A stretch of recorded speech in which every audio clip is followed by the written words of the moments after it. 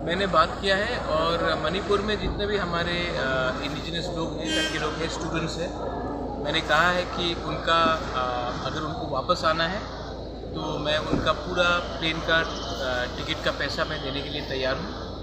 ख़राब समय में अपने लोगों के साथ खड़ा रहना चाहिए। मेरे ख़राब समय में भी मेरे लोगों ने मेरे संग खड़ा रहा। तो आज अगर उनके लिए वहाँ में मणिपुर में जो सिचुएशन है अच्छा नहीं है तो मैं उनके लिए आने के लिए पूरा प्लेन का बंदोबस्त करने की कोशिश करूँगा 100%। और रहा बात वायलेंस का, वायलेंस से कभी भी कोई सोल्यूशन नहीं निकलता है। I appeal to all my Meitei brothers and sisters and Kuki brothers and sisters, ये जो इसके पीछे है कोई और है। आप लोग सामने एक संग मिलकर ठंडा शांति रखकर एक दूसरे से बात कीजिए। वायलेंस से किसी को कुछ नहीं मिलेगा, नुकसान होगा और ये नुकसान का फ़ायदा कोई और उठाएगा।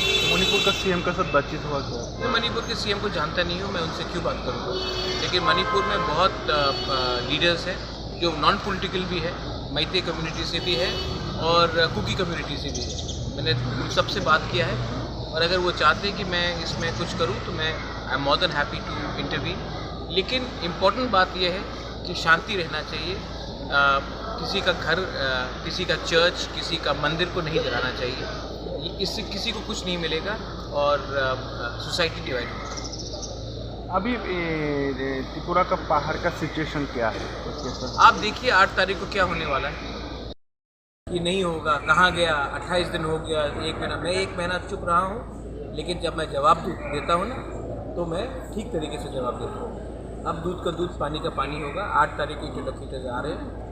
मैं आज समाजपति से मिल रहा हूँ, अपने पार्टी के लीडर से मिल रहा हूँ। त्रिपुरा का कॉन्स्टिट्यूशनल सोल्यूशन के लिए मैं फ़ाइट करते रहूँगा। ये फ़ाइट मेरा नहीं है, मेरा कम्युनिटी का है और मैं अपना कम्युनिटी के लिए हमेशा फ़ाइट करूँगा।